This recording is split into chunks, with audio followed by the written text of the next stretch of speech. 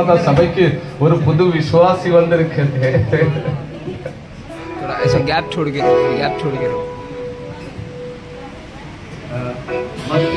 மத்தியில கொஞ்சம் வலி விட்டுருங்க. ஒரு 5-10 நிமிஷம் இப்ப நம்ம முடிச்சிருவோம் கூட்டத்தை. நின்னுக்கிறீங்க, அப்படியே நின்னுக்கிறீங்க. ஐயா இருந்தா பயங்கர ஹாப்பியா இருந்திருப்பாங்க. ஏழு அம்மா சரி, நம்ம இந்த பாடல் போடுவோம். அப்போ கைகளை தட்டி சந்தோஷமா நம்ம அதோட மகிமைப்படுத்துவோம்.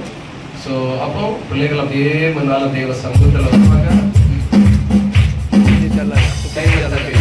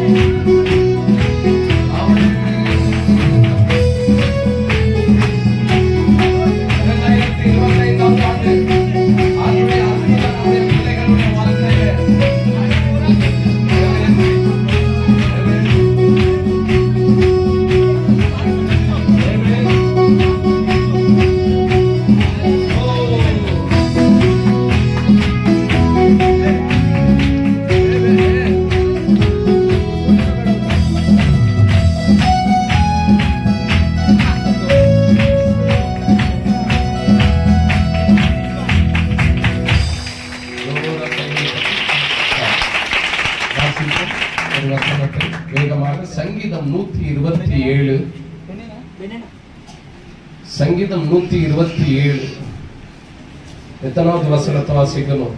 3 4 3 வாசிங்க. 3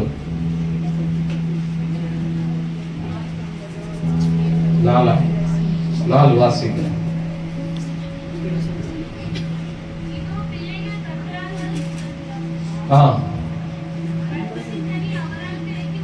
எல்லாரும் சேர்ந்து சொல்லுவோமா?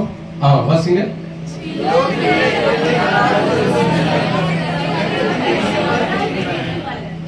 இதோ பிள்ளைகள் கர்த்தரால் வரும் சுதந்திரம், கர்ப்பத்தின் கனி அவரால் கிடைக்கும் பலன். 2025 ஆண்டிலே கர்ப்பத்தின் கனி அவரால் கிடைத்துள்ளது. ஆமென். 2025 ஆண்டிலே ஆண்டவர் தம்முடைய பிள்ளைகளை நினைத்து பிள்ளைகளுடைய கைகள்ல அருமையான ஆசீர்வாதத்தை, விளையேற பெற்ற ஆசீர்வாதத்தை ஆண்டவர் தந்திருக்கிறார். ஹல்லேலூயா. எனக்கு ஒரு ஆசை என்ன தெரியுமா? இனி உள்ள நாட்கள்ல நம்முடைய சபையிலே ஆண்டவர் தம்முடைய பிள்ளைகளுக்கு கொடுக்கிற அந்த முதல் குழந்தை இருக்கு பார்த்தீங்களா, அந்த முதல் குழந்தை பிரதிஷ்டையை நம்ம விசேஷித்த விதமாக எப்பொழுதும் கொண்டாடுவோம். ஆமென்.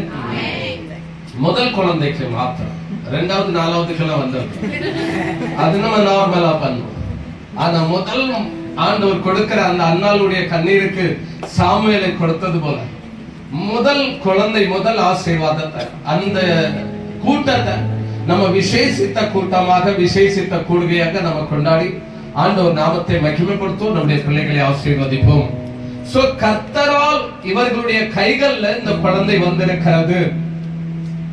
இது ஆண்டவர் இவர்களுக்கு கொடுத்த ஒரு பெரிய அன்பளிப்பு, ஒரு பெரிய ஈவு கர்த்தர் இவர்களுடைய கையில கொடுத்திருக்கிறார். இவர்களுடைய கையில ஆண்டவர் இந்த வெளியேற பெற்ற ஒரு அன்பளிப்பை கொடுத்திருக்கிறார்னா அதற்கேற்ற விதத்துல ஆண்டவர் இவர்கள் மேலையும் இந்த பிள்ளை மேலையும் கவனமா இருப்பார். இந்த பிள்ளையை அவர்களுக்கு கொடுத்திருக்கிறேனே, இந்த பிள்ளையை எப்படி வளர்க்கிறார்கள், எப்படி பெரிதாக்குகிறார்கள், என்ன காரியத்தை செய்கிறார்கள் என்று ஆண்டவர் மிகுந்த கவனமாயிருப்பார். ஒரு நபருக்கு நம்ம அன்பளிப்பை கொடுக்கிற போது அவர்கள் அதை எப்படி ஏற்றுக்கொள்கிறார்கள், அதை எவ்விதமாய் நினைக்கிறார்கள் என்பதை ஆண்டவர் கவனிப்பார். அதனால ஆண்டவர் கொடுத்த ஒரு பெரிய அன்பளிப்பு. இப்படிதான் ஆண்டவர் மனோவா என்கிறதான ஒரு தேவ மனிதனுக்கு ஆண்டவர் ஒரு குழந்தையை கொடுத்தார். அப்பொழுது அந்த மனோவா ஆண்டவரை நோக்கி ஒரு காரியத்தை சொன்னார். என்ன சொன்னார் தெரியுமா? நியாயாதிபதிகள் 13 அதனுடைய 12வது வேத வசனம். நியாயாதிபதிகள் 13 12வது வேத வசனம். அப்பொழுது மனோவா, நீ சொன்ன காரியம் நிறைவேறும் போது அந்த பிள்ளையை எப்படி வளர்க்க வேண்டும், அதை எப்படி நடத்த வேண்டும் என்று கேட்டான். பிள்ளையை எப்படி வளர்க்க வேண்டும், பிள்ளையை எப்படி நடத்த வேண்டும் என்று மனோவா ஆண்டவரிடத்திலே கேட்டார். அதற்கு ஆண்டவர் என்ன பதில கொடுத்தார் தெரியுமா? உபாகமம் 6ஆம் அதிகாரம் அதனுடைய 6-7 வசனங்களை வாசிப்போம்.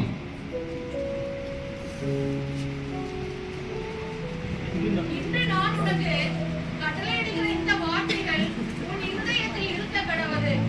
நீ அவைகளை உன் பிள்ளைகளுக்கு கருத்தாய் போதித்து. மனோவா கேட்கிறான், ஆண்டவரே நான் பிள்ளையை எப்படி வளர்க்கணும், எப்படி நடத்தணும்? அதற்கு ஆண்டவர், நீ பிள்ளைக்கு கருத்தாய் போதிக்க ஆரம்பி. வீட்டில உட்கார்ந்து இருக்கிற போதும், வழியில் நடக்கிற போதும், படுத்துக் கொள்ளுகிற போதும், எழுந்திருக்கிற போதும் அவைகளை குறித்து பேசு. நான் உனக்கு கட்டளையிடுகிற இந்த கட்டளைகள் இருக்குதுலா, என்னுடைய வார்த்தை இருக்குதுலா, என்னுடைய கற்பனைகள் இருக்குதுலா, இதையெல்லாம் உன் பிள்ளைக்கு நீ என்ன செய்? போதிக்கணும். பிள்ளைக்கு ஸ்கூல்ல அட்மிஷன் வேண்டதற்கு முன்னால, ரேஷன் கார்டுல பேர் போடுறதற்கு முன்னால, ஆதார் கார்டு பண்ணுவதற்கு முன்பாக, மற்ற காரியங்கள் உலகத்தோடு சம்பந்தப்பட்ட காரியங்களை செய்வதற்கு முன்பாக அந்த பிள்ளைக்கு என்னுடைய கற்பனைகளை, என்னுடைய வார்த்தைகளை, கட்டளைகளை நீ அந்த பிள்ளைக்கு போதித்து கொடுக்க வேண்டும். உட்காரும் போதும், எழும்பும் போதும், நடக்கும் போதும், படுக்கும் போதும், எப்பொழுதும் என்னுடைய வார்த்தையை உன்னுடைய பிள்ளைக்கு நீ கற்றுக் கொடுக்க வேண்டும். பிள்ளை செய்கிற எல்லா ஆக்டிவிட்டீஸ்லயும் பிள்ளைக்கு ஆண்டவருடைய வார்த்தையை சொல்லிக் கொடுக்க வேண்டும். கர்த்தருடைய கண்கள் பூமி எங்கும் உலாவிக் கொண்டிருக்கிறது, நல்லோரையும் தீயோரையும் நோக்கி பார்க்கிறது. ஆண்டவர் உன்னுடைய எல்லா செயல்களையும் கவனிக்கிறார், பார்க்கிறார். ஆண்டவருடைய வார்த்தையை குழந்தைக்கு என்ன செய்யணும்? சொல்லிக் கொடுக்கணும் பிரியமானவர்கள். ஏன்னா வயிற்றுல இருக்கும் போதே அந்த குழந்தைக்கு வசனம் சொல்லிக் கொடுப்பாங்க. இவைகளை நீ கருத்தா என்ன செய்யணுமா? போதிக்கணுமா? இவைகளை போதித்து நடத்தும் போது அந்த குழந்தை முதிர் வயதிலும் அதை கடைபிடிப்பான்னு வேதம் சொல்லுகிறது. சிறு வயதுல எதை நீ போதித்து கொடுப்பாயோ, முதிர் வயது வரைக்கும் அந்த பிள்ளை அதை என்ன பண்ணுவா? கடைபிடிப்பா. ஆண்டவர் கொடுத்த பிள்ளைக்கு ஆண்டவர் விரும்புகிற காரியம் என்ன? அவருடைய வார்த்தையை என்ன செய்யுங்க? கற்றுக்கொள்ளுங்க. அப்ப பிள்ளைக்கு வார்த்தை சொல்லி கொடுக்கணும்னா முத அம்மா அப்பாவுக்கு வார்த்தை, அம்மா அப்பா பைபிள படிச்சாதான் பிள்ளைக்கு என்ன செய்ய முடியும்? சொல்லிக் கொடுக்க முடியும். அம்மா அப்பா தாரக் மேத்தா கா உல்டா சஷ்மா பார்த்தா பிள்ளை உல்டா சஷ்மா போட்டுக்கிட்டு என்ன செய்யும்?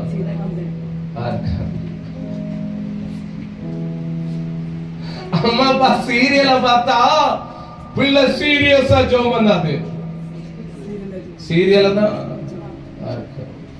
அம்மா அப்பா எப்படி இருக்குதோ ஆண்டுடைய வார்த்தையில, ஆண்டவருக்குரிய காரியங்கள்ல, குடும்ப காரியங்கள்ல எல்லாம் அதுல இருந்து தான் வெளிப்படும். பெரியமானவர்களே, மரம் தன் கனியினால் அறியப்படும் சொன்னது போல தாயின் தகப்பனும் ஆண்டுடைய வார்த்தையினால நிரம்பணும். நீங்க ஆண்டுடைய வார்த்தைக்கு உங்க வீட்டுல குறைவு இருக்க கூடாது.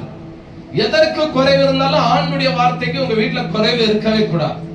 நல்ல ஆண்டுடைய வார்த்தையினால நீங்க நிரம்பி இருந்தீங்கன்னா அந்த பிள்ளைக்கு நீங்க ஆண்டுடைய வார்த்தையே சொல்லி கொடுத்துட்டு இருப்பீங்க. அந்த பிள்ளையும் ஆண்டுடைய வார்த்தையிலே வளர்ந்துட்டு இருக்கும். அந்த பிள்ளைக்காகவே நீங்க காலமே எழும்பணும். நீங்க இதுவரைக்கும் அதிகாலமே எழும்பினீங்களோ இல்லையோ அது உங்களுடைய காரியம். ஆனா இனி அந்த பிள்ளைக்காகவே அதிகாலம் எழும்பி நீங்க என்ன செய்யணும்? ஜெபிக்கணும். நீங்களா அதிகாலமே 5 மணிக்கு எழும்பினீங்கன்னா குழப்பம் இல்ல. இல்லன்னா உங்களை 2 மணிக்கு அவன் எழுப்பிடுற மாதிரி ஆண்டவர் கிரியை செய்வார். நீங்க 2 மணிக்கு அவன் எழுப்பிட்ட பிறகு அவனுக்கு அப்படியே ஏதாவது மேக்கப் பண்ணி அப்படியே கொடுத்து சாப்பிட வச்சு அப்படியே 2 ஆட்டு படுக்க வச்சாலும் நீங்க 5 மணிக்கு எழும்புற பிளான் இல்லன்னா திரும்ப ஆண்டவர் 3 மணிக்கு அவன் மூலமா உங்களை எழுப்பிடுவார். எப்படி வசதி நீங்க பாத்துடுங்க. இனி உள்ள ஒரு 2 வருஷம் வரைக்கும் ஆண்டவரே அப்படின்னு அதிகாலமே நீங்க எழுப்பிட்டீங்கன்னா அவன் நல்லா தூங்குவான், டிஸ்டர்ப் பண்ண மாட்டான். எங்க அம்மா அப்பா 5 மணிக்கு எழுப்பி என்ன செய்ய போறாங்க? சோமன போறாங்க. அதனால நான் என் பாட்டுக்கு ஒரு எறும்பு கடிச்சாலும் பரவாயில்ல, வலிய தாங்கிட்டே என்ன செய்யறேன். உண்மைக்கு நிறைய பாருங்க, இந்த 3 மணிக்கு எழுப்பி உட்கார்ந்து இருப்பாங்க குழந்தைய வச்சுக்கிட்டு. நிறைய பேர் வந்து சொல்லுவாங்க, பாஸ்டர் தூங்கவே விட மாட்டேங்கிறா பாஸ்டர். நீ தூங்க கூடாத நேரத்துல எல்லாம் தூங்குன பத்தியா? அந்த தூக்கத்தினுடைய வசூல் தான் இப்ப நடந்துட்டு இருக்கு. சோ அந்த பிள்ளைக்கு கற்றுக் கொடுக்கணும்னா நம்ம மாதிரியா இருக்கணும். நம்ம மாதிரியா இருந்தா நம்மை பார்த்து பிள்ளைகள் என்ன செய்வாங்க? கற்றுக்கொள்ளும். சோ ஆண்டவர் கொடுத்த ஒரு பெரிய ஆசீர்வாதம் 2025வது ஆண்டுல ஆண்டவர் கொடுத்திருக்கார். சோ அந்த குழந்தைய ஆண்டுடைய வார்த்தையில ஆண்டுடைய வசனத்தில் வளர்க்கணும். நான் திரும்ப சொல்றேன், நம்ம சீரியல் பார்க்க ஆரம்பிச்சிட்டோம். நான் சொன்னது போல தாரக் மேத்தா கா உல்டா சஷ்மா, இந்த ஒரு ஹாஸ்பிட்டல் இருக்குங்க, பல்லு ஹாஸ்பிட்டல். அதுல போய் உட்கார்ந்தீங்கன்னா 24 மணி நேரமா அதான் ஓடிட்டு இருக்கு. ஆமா, அதுல ஒரு பொம்பளை ஒருத்தி பேசுவா, அதுல ஒரு நல்லா இருக்கும் அவன் வாயை பார்க்க. சோ இதெல்லாம் பார்த்த நபர் என்ன பண்ணும்? பிள்ளையத பார்க்கும். பிள்ளை பார்க்கும்போது பிள்ளை தவறாம ஹோலி வரும்போது என்ன கேட்கும் கேட்ட? ஹோலி வரும்போது பிள்ளை என்ன கேட்கும்? பேச வருதோ இல்லையா ஆக்ஷன் பண்ணும் பிள்ளை.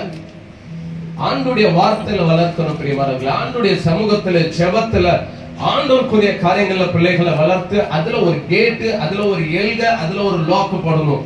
இதை மிஞ்சி நீ போக கூடாது, இதுதான் உன்னுடைய காரியம், இத பேசக்கூடாது, இதை எடுக்க கூடாது, இதை செய்யக்கூடாதுன்னு சொல்லி சிறு வயதுல இருந்தே கற்றுக் கொடுத்து அதற்கேற்ற விதத்துல நாமும் வாழும்போது அந்த குழந்தை இந்த பூமியில மிகுந்த ஆசீர்வாதமா இருக்கும், ஆண்டவருக்கு பெரிய சாட்சியா இருக்கும். ஆமென். நம்ம எல்லாரும் எழுப்பி நிற்போமா? நம்ம சேர்ந்து செபிக்க போகிறோம், குழந்தை பிரதிஷ்டை செய்ய போகிறோம். ஹalleluya. Thank you Lord. நன்றி ஆண்டவரே. ஹalleluya. Thank you Lord. Camera Thank you.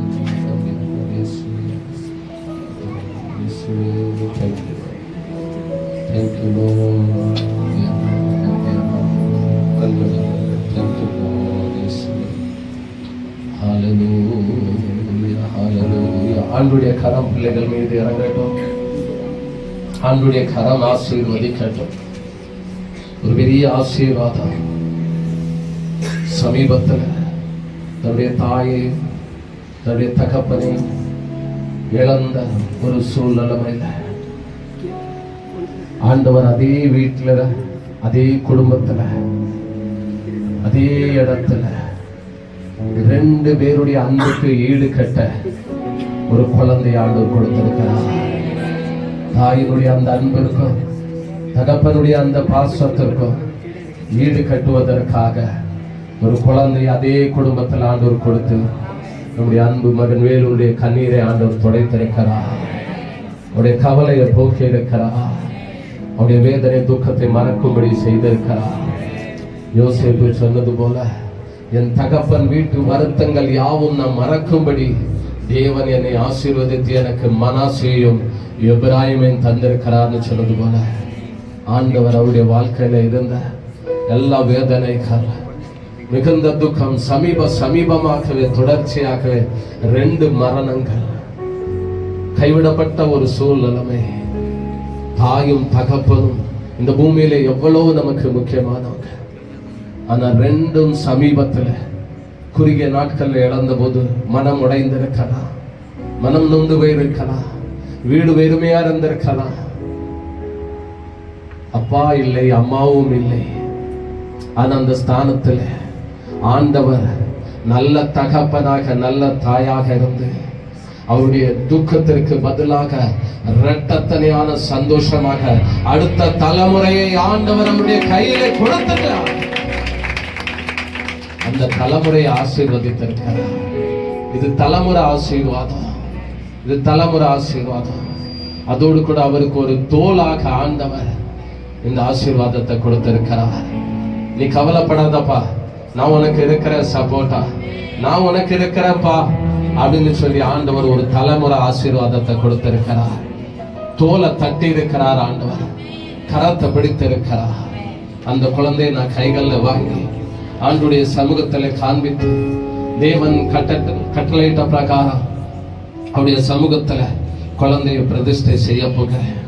ஆண்டுடைய கரம் பலமாயிடங்கட்டும். எல்லாரும் வாய்களை தாண்டி செபத்தோடு செபத்தோடு குழந்தையை பிரதிஷ்டை செய்ய போகிறோம். ஹல்லேலூயா. Thank you Lord, thank you Lord.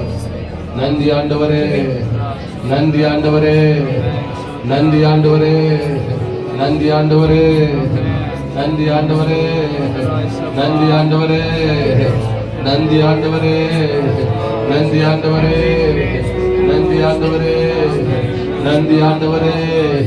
Thank you Lord, thank you Lord, thank you Lord. இயேசுவே. எல்லாரும் ஸ்தோத்திரம் பண்ணுவோம், எல்லாரும் ஸ்தோத்திரம் பண்ணுவோம், எல்லாரும் ஸ்தோத்திரம் பண்ணுவோம். Thank you Lord,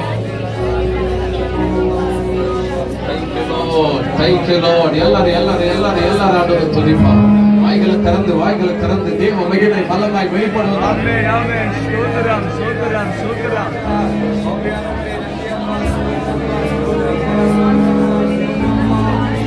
பலமாய் பலமாய் பலமாய் பலமாய் பலமாய் பலமாய் பலமாய்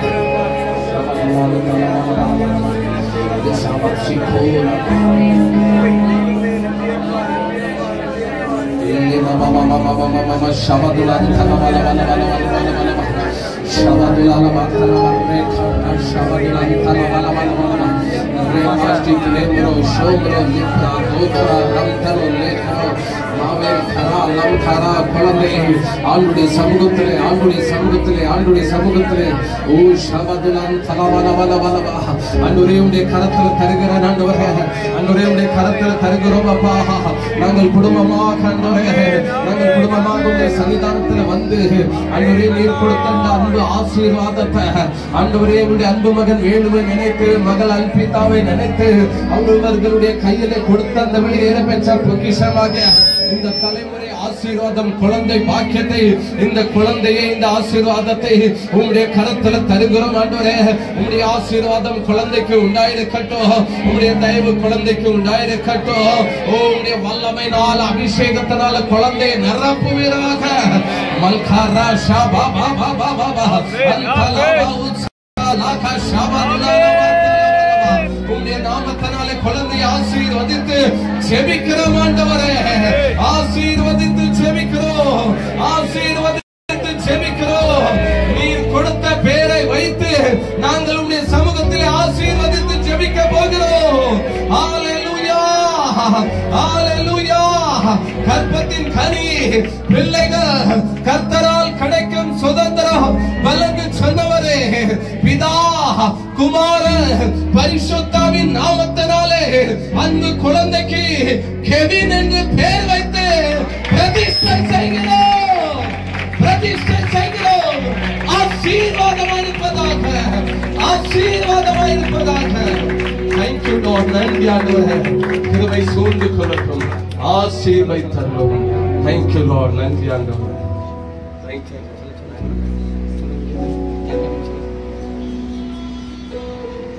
Thank you Lord. நன்றி ஆண்டவரே, நன்றி ஆண்டவரே, நன்றி ஆண்டவரே, நன்றி ஆண்டவரே, நன்றி ஆண்டவரே, நன்றி ஆண்டவரே, நன்றி ஆண்டவரே. Thank you Lord, thank you Lord. தாயின் தகப்பனையும் ஆசீர்வதித்து செபிக்கிறோம் அப்பா. தாயின் தகப்பனையும் ஆசீர்வதித்து செபிக்கிறோம்.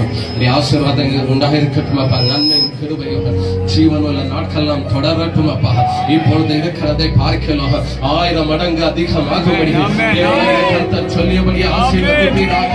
அவன் வர வர விருத்தி அடைந்து ஐஸ்வர்யவானாகி மகா பெரியவனானார். அவன் வர வர விருத்தி விருத்தி அடைந்து ஐஸ்வர்யவன் ஆகிய மகா பெரியவரானாலும் சொன்னது போல கர்த்தர் நித்தமும் நடத்தி மகா வறட்சியான காலங்களில் உன் ஆத்மாவின் விருத்தியாக்கி உன் எலும்புகளை நிலமுள்ளதாக்குவாராக. நீ நீர்ப்பாய்ச்சலான தோட்டத்தை போலவும் வற்றாத நீருற்றை போலவும் இருப்பீர்களாக. ஆமென், ஆமென், ஆமென். எல்லா கைகளை தட்டி சந்தோஷம்.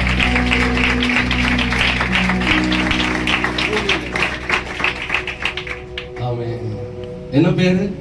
கெவின். கெவின் சொல்லி அந்த பேர் என்னுடைய உள்ளத்துல வந்தது. என்னைக்கு வேலு சொன்ன அன்னைக்கு அந்த பேர் ஆவியானவர் என்னுடைய உள்ளத்துல தந்தார். சோ அவங்ககிட்டயும் நான் சொல்லல, யார்கிட்டயுமே சொல்லல. நேத்து நைட்டே தான் நான் முதல்ல வேலுக்கு மெசேஜ் பண்ணணும்னு சொல்லி நேத்து முதல்ல மெசேஜ் பண்ணப்போ வேலு சந்தோஷமா பயங்கரமா. ஏன்னா இந்த பேர் தான் அங்க கொஞ்ச நாளைக்கு முன்னால அவங்க ஃபேமிலியில பேசினதா ஒரு காரியத்தை சொன்னாங்க. ஆண்டவர் அறிவார், ஆண்டவருக்கு தெரியும். ஆமென். சோ ஒரு சின்ன கிஃப்ட் சோ பாஸ்டர் அம்மா கொடுப்பாங்க, இப்போ பிள்ளைக்கு கொடுப்பாங்க. சோ சவுண்ட் ஆனாவே அசையவே இல்லை, அலங்கல, கண்ணும் திறக்கல, நல்ல தூக்கத்துல இருக்கிறான், என்ஜாய் பண்ணிட்டு இருக்கிறாங்க. ஆமென். Okay, super. கைகளை தட்டுங்க. ஒரு அண்ணா கிஃப்ட்.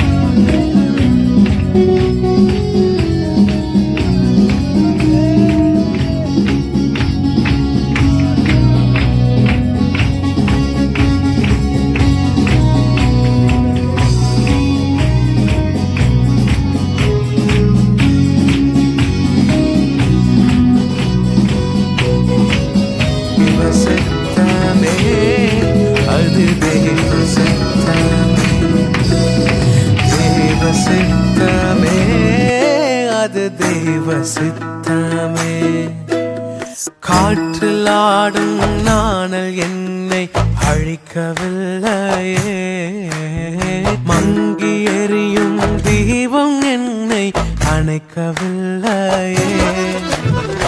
அழைத்து கொண்டாரே என்னை தாசன் என்றாரே, தெரிந்து கொண்டாரே என்னை தாசன் என்றாரே.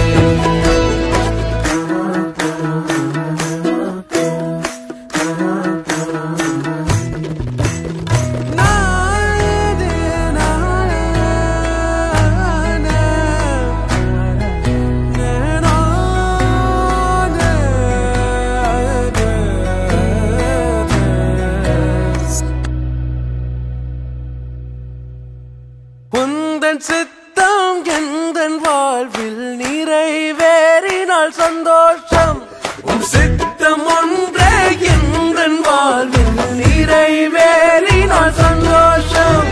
வாழ்க்கை துணையாயே இருந்தால் என்றும் இருக்கும் சந்தோஷம், வாழ்க்கை துணையாயே இருந்தால் என்றும் இருக்கும் சந்தோஷம். சந்தோஷம் சந்தோஷம் சந்தோஷம் சந்தோஷம்.